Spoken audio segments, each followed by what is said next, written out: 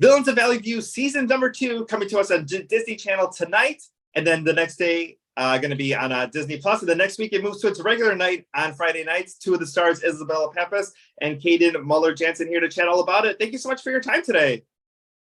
Thank you for having us. Yeah, jinx. Isabella, Havoc wants to take on a bigger leadership role. Not everyone's on board. Give us a little bit of a preview of tonight's episode. So it's really intense and very chaotic. It starts with, Havoc having to make pretty much one of the biggest decisions, I would say, other than leaving Centropolis, of her life. And it's kind of her having to choose between the life that she sort of grew up always dreaming about and the kind of life that she's learned to love in Valley View. And I think that it's gonna divide a lot of people. I think that it'll be really interesting to see what people think about it. But I think that in the end, she definitely makes the right decision. But that's all I'll say. That's all. There you go. With no spoilers for tonight. Kayden, let's talk a little bit about the friendship between Hartley and Amy / Havoc.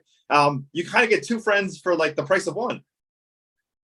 Yeah, I mean, they're kind of the funniest dynamic of a friendship, like two completely opposite girls, but somehow complement each other in the best way. And, throughout season 1, they went through a lot of crazy, chaotic mess of things, but somehow they all made it back in the end together. And, with this big bomb being dropped at the beginning of season 2, as Izzy was saying, it just kind of caused a little bit of tension, between Hartley and Amy's friendship, but you'll see. Hopefully they get through it. But they have a very great, awesome dynamic.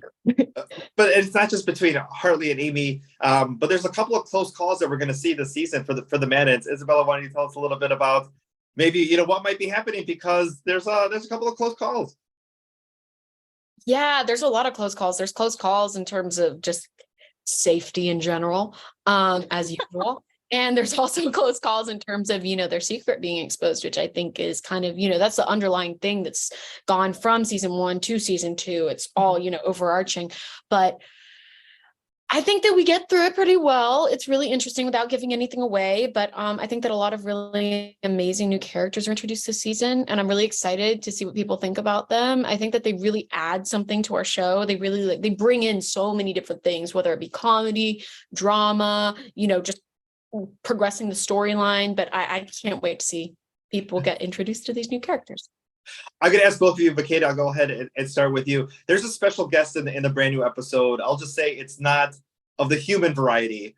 How do you kind of film with, somebody that's like a creature that's hanging out on set and trying to keep a straight face, or do you have to do a bunch of takes because of that?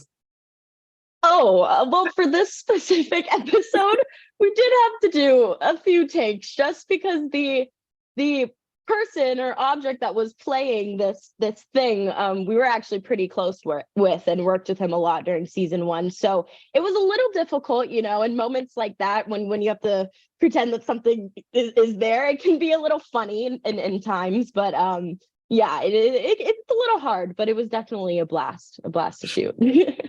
What about for you, Isabella?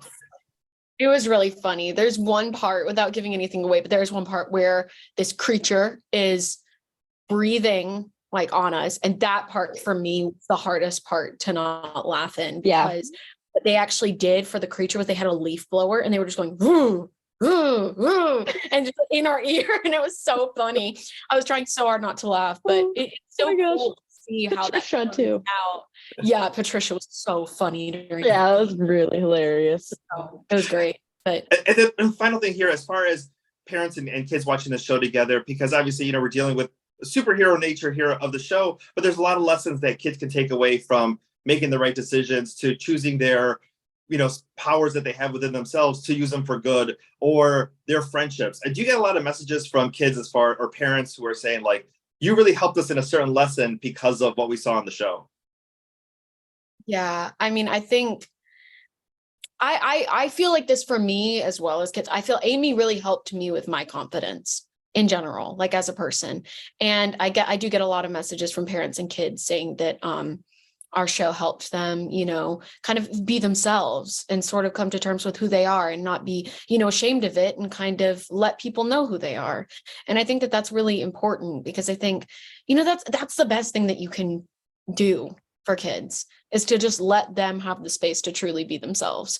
Because, you know, kids are great. Kids are amazing. They have the biggest imaginations. Like every time I get to hang out with like our neighbors' kids, I feel so happy because they have such a unique perspective on life. And I think that when kids are given the space to just be themselves, they're amazing. Awesome. Well, we cannot wait to see what happens in season number 2. Again, Villains of Valley View premiering tonight, season number 2, and then next week it moves to Friday. And of course, you can always catch the show the next day on Disney Plus. Thank you so much for your time today. Yeah, thank you so much for having us. Thank you.